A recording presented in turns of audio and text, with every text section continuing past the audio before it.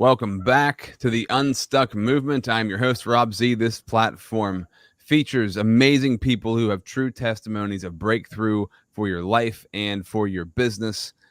Today, we have the incredible Maggie van Galen with us on the podcast, and I'm really excited about this conversation. This is going to give us a lot of value for our business and how to tell great stories in our lives.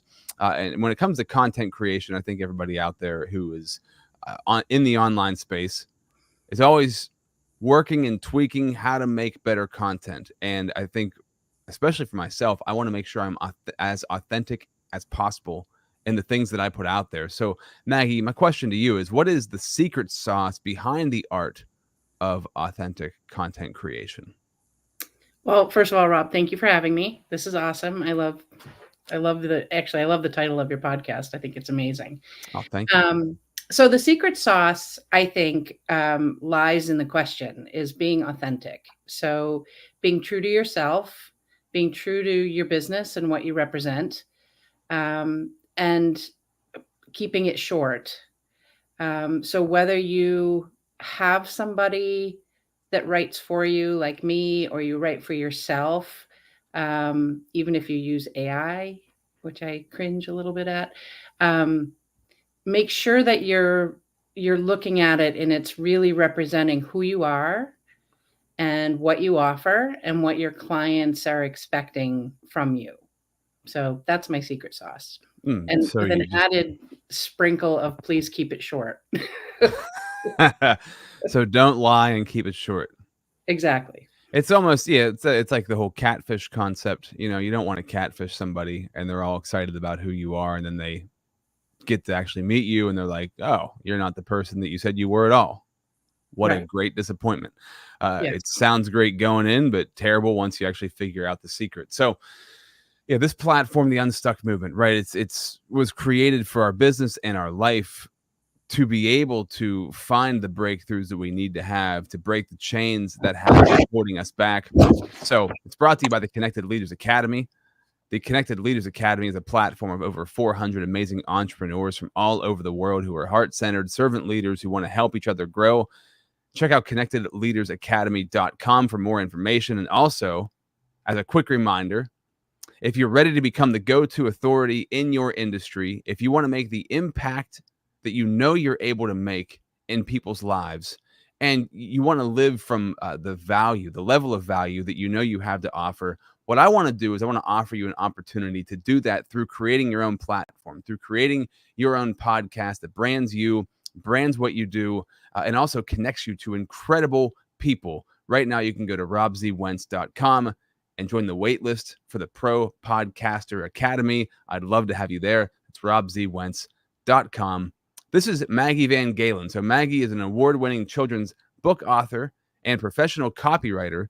She uses storytelling to connect her passion for writing with her clients' needs. And I'm really excited to talk to you because I love the art of storytelling. Everything in life, if it's told through story form, we receive it much better, we process it much better, and we learn so well through storytelling. How did this end up being your arena, especially writing children's books, making an impact in children's lives? How did you end up at this spot in your life, and how do you feel you best serve the people that you work with? Yeah, thank you. So I've been writing since I could hold a pen, literally. I have always written. Through high school, I wrote, deep, dark poetry to deal with my high school girl stuff. I went to college for journalism, ended up in advertising with creative writing, and went into the corporate world, sort of writing. Back in those days, we didn't have email or texting or LinkedIn or any of that stuff. So it was literally writing letters and sales proposals and, business documents. So I've always been writing. And the storytelling piece comes a lot from my father. So when I grew up, my dad used to tell me amazing stories, bedtime stories, and he was a phenomenal raconteur and would literally you would just fully embrace yourself into his stories, go to his locations. You were one of the characters. And I always remember like how engaging it was, and how, they were always adventurous stories and that type of thing. And when my oldest son was born, who's now 20, almost 22, which is scary, um, my dad used to tell me these stories about Kino and Ernest. And Kino's a very silly little monkey. Ernest is a little elephant. They're best friends in the jungle. Ernest gets in trouble. Kino gets him out. He learns some lessons along the way. And but he never wrote any of them down. So when my son was born, I remember the characters, but I couldn't really remember the plot line. So I decided to make up my own stories around them, and I would tell the stories to him every night. We would, whatever. It was fun. And when he went to preschool, they had the bring your parent in and talk about what you do day, like professional day, whatever. And the firefighters and nurses and doctors, everybody would come in. And he said, Mom, you have to come in and you have to talk about your story, because you're a storyteller and that's what you do. And you're the best. And I was like, heart through the knife, like, okay. So I did. I went in. I didn't have anything written down. I'm not an artist at all. Like, stick figures are the extent of my artistic ability. And I told one of the stories to the kids, and they were all, 3 years old, 4 years old. And the teacher said to me afterwards, she said, "This is amazing. You have to get this published. Like, there's teachable moments in it, and it's a great storyline." And, the kids were all engaged, and you have to do this. And I thought, not a chance. I had another one in diapers. I had no light at the end of my tunnel, because you have a small child. But I would go in every year and I would tell the story. And if I had another one, I would tell the other ones, and the kids loved it and the teachers loved it. And finally, when my youngest was in kindergarten and I had that sort of, few hours a day to myself, the teacher said to me, you should get this published. And I thought, you know what, if nothing else, I'll leave a legacy for my kids that my dad wasn't able to leave for me. And so I decided to get it published with no other goal in mind than to see my words in print. I was introduced to somebody that was an artist, and to see the words come to life in art was like mind-blowing. And I published the first book, which is the Kino and Ernest, The Banana Tree. Of course, because I'm a mom, I had to add some morals and some life lessons to the story. And that's kind of how I got from writing to published book author. What happened, which I didn't really expect to happen, is that it started with the support of like the community and my local schools and that type of thing. It kind of took off in terms of like sales. And I was like, no, this is really cool. This is pretty spiffy, I'm still pinching myself a little bit. But then I published 3 other stories within the Kino and Ernest series. And I decided to submit them to the Mom's Choice Awards. For your listeners that don't know, the Mom's Choice Awards is an internationally acclaimed awards group that looks at all family-friendly media products and services. So not just books, but anything related to that. But they have this panel of judges that are like, really know what they're talking about, and very unbiased. So it's lovely that friends and family bought my book, but to have people that don't know me and don't really care about me look at my work and go, this is pretty good. And all 3 books in that series won the Mom's Choice Award. So I was like, okay, this is like maybe bigger than what I thought it was. So, and I was a stay-at-home mom. I was fortunate to be able to do that. So I sort of, and the work itself like was fun. I really enjoyed it. It incorporated my writing. It incorporated my kids. I got to go in and do school readings. So it was just like the timing was perfect, and it was a lot of fun. Still even to this day, I'm pinching myself that I like won the awards, and they've won some other accolades as well. And so that was how the sort of the Kino in Earnest book series got started. But at a certain age, because the morals that Kino in Earnest learn are based on the things that my kids went through. So at a certain age, those morals sort of age out of the bracket that I was reaching, or the age group that I was reaching.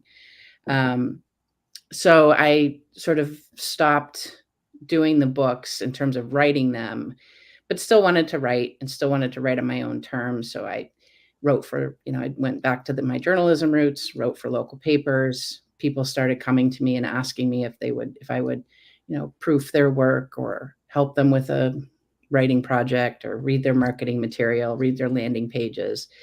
And I thought to myself, you know what, this is something that I can turn into a business. So I did. So I basically added wordsmith to my title. And now I write, copy for all different kinds of businesses and partner with different agencies and stuff like that. And it's all related to words. It's all related to storytelling. Whether I'm telling my story or your story, that's kind of how it all came together. I love the fact that it came out of the stories that your dad would tell you, and being able to reshape and reform those for your own kids, and the fact that they had such an impact. It's interesting in life that sometimes the most unexpected things can happen that we were kind of being called to the entire time. The fact that you went into school and you told these stories and they had such an amazing impact on the kids, that had to be an incredible feeling. Had to be incredible to know, okay, so this thing that I enjoy doing, right? Because I think for so many people, there's things they love to do in life, but they never think, oh, I'm going to make it something that I can actually make money with. And like you said, be pinching myself every day because I get to actually do this thing. Right. What would you encourage people to who maybe have something they really love to do, but they're like, that's just something I like to do. I'm never going to make money doing it. Did you feel that way? Was that kind of like in the back of your head of like, oh, this is fun, but it's not going to be my main thing? And what advice would you give to somebody who has that own feeling? They have that own feeling in their life towards those things. Yeah, absolutely. It's happened to me. I mean, I went into college wanting to be a journalist. And somebody along the way said, you'll never make any money as a journalist. You need to change your major. So it started very young with like the perception of you have to succeed, you have to make money, you have to do all this stuff. So I sign all of my books, Rob, with always follow your dreams. I sign my email signature is that. Everything I sign is always follow your dreams. And the reason that I do that is because, and I say this to the kids as well, like if you have a dream, if you have a passion that you really want to follow, like it should always be there in your mind. The road to get there may not always be a straight one. There's bumps and detours, and if you live in Boston, potholes, and, all different kinds of things that are going to change the direction. But at the end of the day, like that's your sort of end goal. And I think that you should try to stick to it. And, it may morph a little bit over time, but yeah, that's my advice. I always, whether I'm talking to a group of business women or I'm talking to a group of fourth graders, my advice is to always follow your dreams. It's good advice. It's hard to do, like you said, because it's not a straight path, and it's not going to look exactly how you think it's going to look. And you're going to meet opposition because so many people have not followed their dreams, or they've kind of let those things go by, and they think it's going to be a waste of time for you to do it also. But also at the same time, if you find the right people, and I think this is why it's so important in life to make sure you're surrounding yourself with the right people, because the right people are going to encourage you. They might say it's not going to be easy, but you can do it. And you are living proof that you can do it. So I wanted to spend just a few minutes touching on that point, because that's a really important point. These things are possible. Do not let go of these dreams. But I do want to shift gears because I want to talk about marketing and using your creativity in marketing, and how can we, when we're putting ourselves out there, this could be in your own personal life or it could be in your professional life, because we are, if you don't have your own business, you're marketing yourself all the time, and being creative and using your creativity, letting that shine through is so important.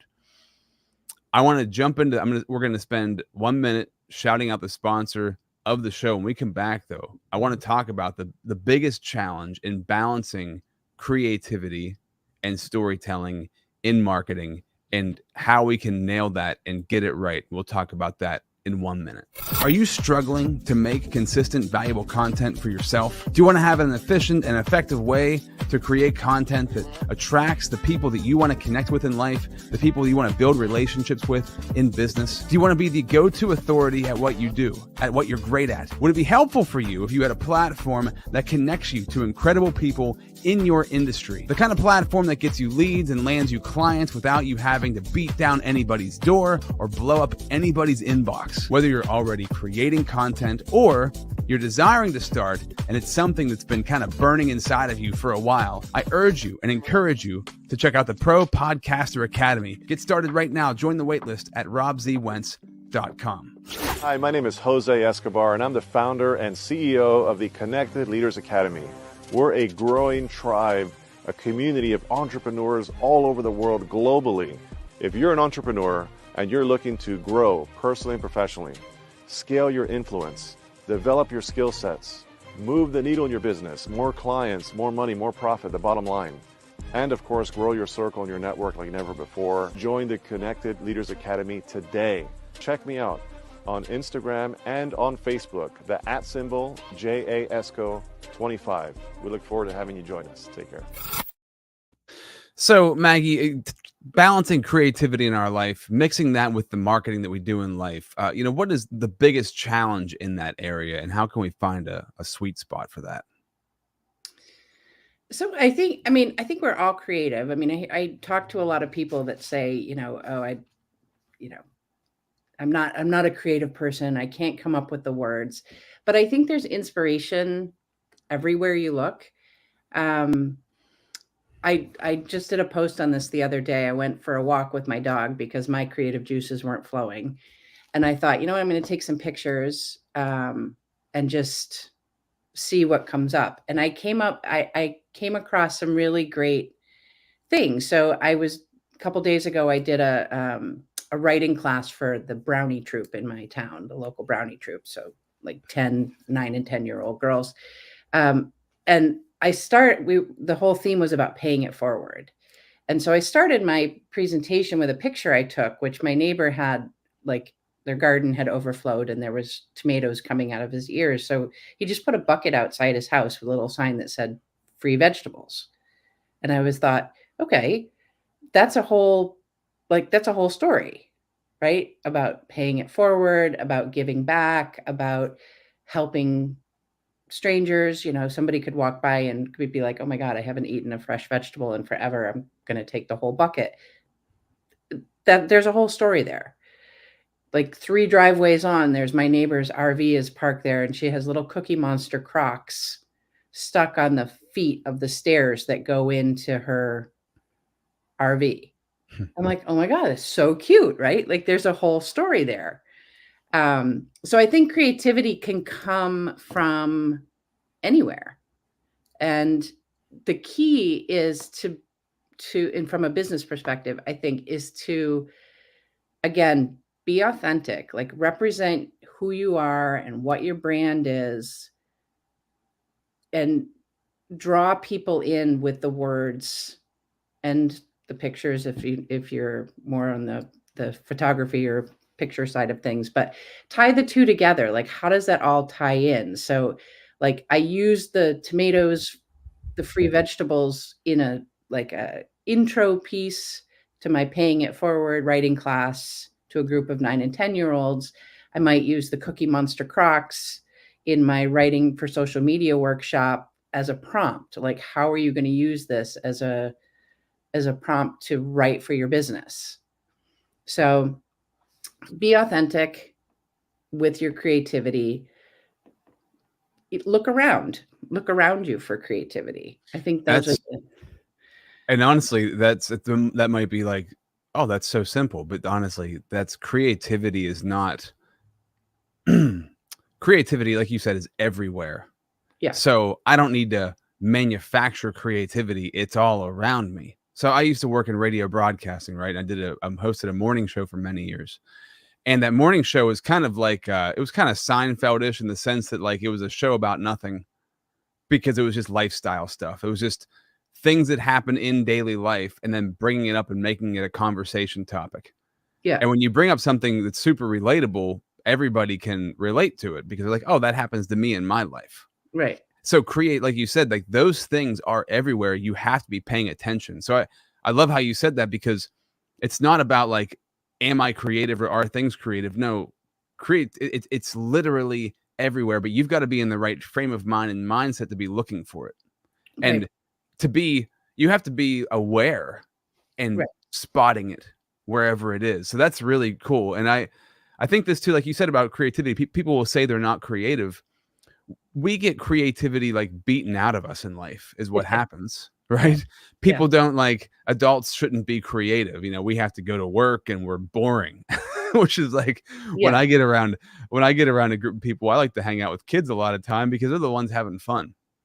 Or I want to hang around some adults who are being creative and just like to talk about different things or like to enjoy life and look at maybe the more absurd things in life or get into, talking about deeper subjects because there's so much depth to everything if we look for it, just like there's so much creativity in everything if we look for it. So I really think that's true. And how do you get creative with your business? Like our businesses can be very unique and interesting, but we have to look at them that way. And we as people are very interesting and very deep if we look at ourselves that way.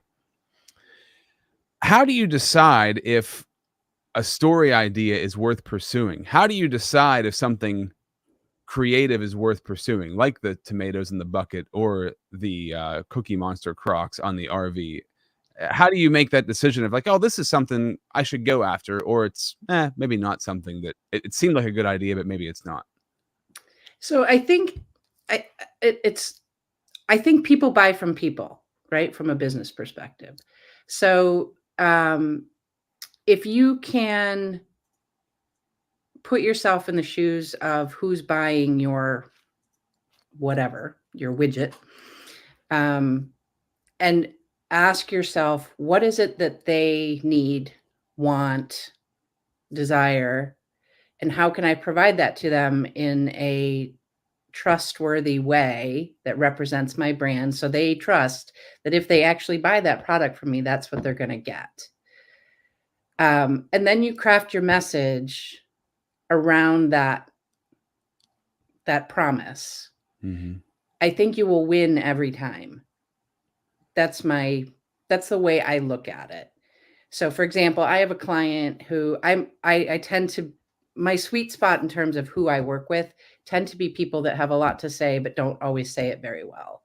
So if you think lawyers, accountants, doctors, medical professionals, they have a wealth of knowledge in their head, but they often speak in their own language as if they're talking to somebody in their field, right? So I'll give you an example. I have a client who's an estate planning attorney. I don't need to know what the Massachusetts state laws on estate planning are, right? But I am a middle-aged person with a mortgage and kids and a husband. I need an estate plan. So I am the client. I want to know what happens if something happens to me and I don't have one. I want to know what happens if I have a vacation house in Florida, but I live in Massachusetts. Like, how does, I want to know those things. So that's what your messaging should be about. So when you work with somebody like that, what does that process look like? So that's interesting because that person's so far outside of children's book author, right? Like, but it goes back to the storytelling, right? Yeah. It goes back to the storytelling. Yeah, I mean, my process is pretty simple. I'm pretty old school, so I'm all about the connection with people. It's a discovery call where I'm talking with you. I'm diving a little deeper into what you want your brand to look like, what messaging, what sort of theme of messaging do you want? Do you want to be uber professional? Do you want to be kind of casual? Do you want to, how do you want to talk to your customers? And then I do some stalking. I look at your website, your social media, wherever you send me, read your newsletters, just to get a better sense of who you are. And then from there, we start crafting messages. So for example, if it's for social media, I'll come up with maybe 10 posts. You're going to look at them and say, yeah, this is great. This is right on, or this is good, but I want to promote this month's, product, or this month's special, or whatever the case may be. And then we go from there. But it always starts with a discovery and a bit of stalking, friendly stalking, I will say. I would imagine it would be really interesting to see the creativity be brought out of somebody, like you said, who's in maybe what we would perceive as a boring profession, like maybe accounting or something like that. Somebody who, like you said, is maybe not really, they're not very good at getting their thoughts out of their head effectively through their mouth, right? They have such a wealth of knowledge, but they're not good at articulating those things or presenting them in a creative way. It has to be really fun to see the breakthroughs when you create these things with them, I would Yeah, imagine. I mean, I love doing it, especially like you say, for the maybe not so exciting professions and businesses that are out there, because they're all services that people need, and creative doesn't have to be like, super exciting, like, J.K. Rowling, Harry Potter creative in terms of writing for your business. Creative is using words to convey your message in a way that your audience will relate with. That's all it means, really. And using, different words, or simple words, or easier words. And you talked about talking with kids. I always tell people, write as if you're writing to like a fourth or fifth grader, not because your audience is unintelligent, but because it forces you to be very clear and very simple with your message. Yeah, that's a really good advice. And that's something that I use Chat GPT for a lot. When I'm creating something in there, I'll say, write this like you're writing to a fifth grader, or use a fifth grade writing level, or whatever that might be. Because especially if you are a wordsmith, I would imagine, because I wouldn't say I'm a wordsmith, but I definitely have used words as my career for my entire life. Yep. And you want to sound important, you want to sound smart, you want to sound like you're better at doing this than other people, so you choose bigger words, or you say things in more intricate sort of ways to seem impressive, when that actually doesn't work. That's actually the opposite of how you Yes. should do things. When did you figure that out? Because some people never figure that piece of the puzzle out. Yeah, very, very early on. I mean, journalism 101 in college is, make sure whoever you're talking about, their name is spelled right, and keep your message simple. Mm-hmm. I mean, it's so, I think it's also a bit of how I grew up. Like, I really don't care where your background is, or where you're from, or how much you know, or how much you earn. If you're a good person, then I want to hang out with you. So if you're a good person, you don't need to exaggerate your words. You don't need to use a lot of, anyone that's ever, I do a lot of editing and proofreading as well. And anyone that's ever had me edit their stuff, they know that I'm not a huge fan of adverbs. So if there's anything that ends with ly in your story, I'm likely going to cut it out, because it doesn't add to the ultimate message, right? And people read the way, if you think about the way people look at social media, or they look at your newsletter, or they look at blog posts, they read it very much like how we read newspapers. So you pick up a newspaper, you look at the headline. Is it interesting? Yeah, it's kind of interesting. You read the first paragraph. If you're still interested, you may read more. Very unlikely that people get all the way to the end of the article. Mm-hmm. And that's kind of how we're taught to write journalistically, right? Is like a reverse funnel. So your most important facts are at the top and any supporting stuff is at the bottom. It's the same way when you're writing for your business. What's the ultimate thing that you want to get across should be very high up at the top. Everything else is like can go at the bottom. So that first message is the most important thing. That's great advice. And keep it the old KISS method, which I like to say, keep it stupid simple. I don't like to say keep it simple stupid because I feel like I'm calling somebody stupid.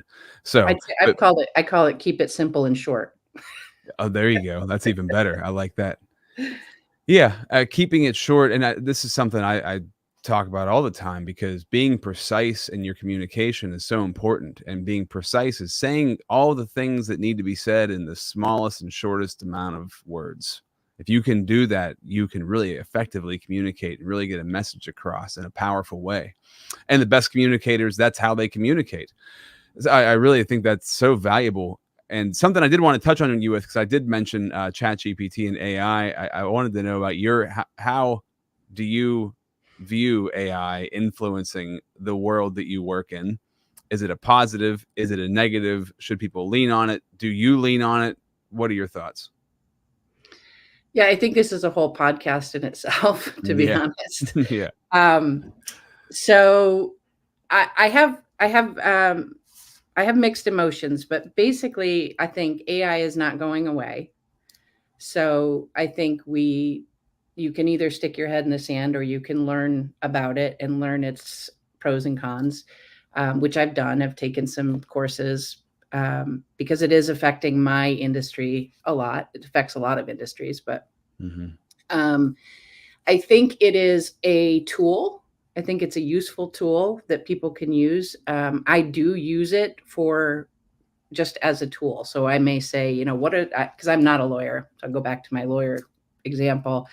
What are the top 5 concerns that you have when making an estate plan? So I'll come up, it gives me 5 concerns. Then from there, I can craft messaging around those concerns. So I'll use it as a tool. It's great for summarizing. If have a huge speech or you have a book and for some of the authors that I work with, you need to provide a chapter summary. So you dump the whole chapter in and say, give me a 1-paragraph summary. Great. I will say that you should always edit anything that comes out of ChatGPT. Especially if you use the free version of ChatGPT, it only grabs data from up to April of 2021, from what I understand. So if you are in an industry that needs the latest and greatest information, you need to double check some of the facts and figures that you're getting back. ChatGPT, in terms of writing for you, it is very repetitive. So if it likes to repeat exactly what it said in just using different language. I feel like it tries to sound smart. It tries to sound smart. It's not a huge fan of commas, I've noticed, and it does love adverbs. So likes the fluffy language. Yes. There's a lot of fluff. That's for sure. Yeah. So, I think it's a tool. I think we will probably start to see more regulation over the course of time with AI. And especially in different industries, but it's not going to go away. So we just need to figure out how to use it to the best of our abilities. Yes, how to use it and not let it use you, and how to have it leverage and benefit the industry that you're in and not let it ruin the industry that you're in. And I think you approach that. It sounds like you're approaching it in the right way. I've always used it. I use it for brainstorming. I can skip hours of brainstorming by using it, which is very helpful. Yeah. And it helps us to get more done with less, which is a very much a net positive. So I I love what you do, and I love the fact that you were able to take something that you were so passionate about, create children's books that helped kids, but then also parlay that into helping other industries, and industries that you wouldn't normally think a children's story author would be able to help in those industries and help people craft messages that are really powerful for them. I love that, because if there's one thing we need in this life, we need to be able to communicate better and know how to communicate our message better. And I'm not just talking business, I'm talking personal. If you want to be a leader of your life, if you want to find breakthrough in your life, you have to be able to communicate effectively. So have you found this also helpful in your personal life? Yeah, although I think my family and friends would probably argue that I've always been a fairly decent communicator. I've always been very creative. In my personal life, I don't, and in my editing and proofreading, I will say, I don't tend to have a filter when it comes to telling you what I think of your writing, or your, not about your writing, but about the words on the page. So, and it's one of those, like with my kids, and they're like, oh, can you read my whatever paper? I'm one of those people, like, as if you're a math genius and somebody says, can you tell me what time it is? And they teach you how to build a clock. Somebody asked me, like, can you edit my paper? And I'm like, I can, but You're like, what a mistake this was. I'm going to be honest. So, but yeah, I mean, it's always been good to continue learning new things and to figure out different ways of creating, writing, from a business perspective and from a personal perspective. Yeah, I love it. It's an amazing skill to have. I'm sure you're very valued with your friends and with your family. If people want to find out more about you, where's the best place to go for them to find out information? Probably my website, I would say, which is maggievangalen.com. You can contact me there. You can see everything about my books and my writing services. As they go to the website, is there a certain place they should go to reach out to you? Is there a contact form? What can they do? Yep, there's a contact form, or they can also just send me an email, which is maggie@maggievangalen.com. Love to talk to anyone, whether it be about your writing services. I will say that from the books perspective, which is kind of the passion side of my life, I try to use that in the giving back perspective. So I'm doing a lot of really fun things with the books these days. I'm partnering with Canines for Disabled Kids, starting November 1st through May 1st, and 15% of all book proceeds will go back to that. I'm also partnering with a group out of Colorado called the Community of Paying It Forward for a holiday piece. And so, all of that information is on the website, or you can email me or follow me on my social media or wherever. Very cool. I love what you do. It's amazing how you've parlayed into so many different things in your life. So I just want to congratulate you on that, and finding the breakthrough for yourself and for others. Anything you want to leave the audience with before we sign off? Just remember to always follow your dreams. That is the key. But thank you. Good advice. This has been the Unstuck Movement. We'll see you next time.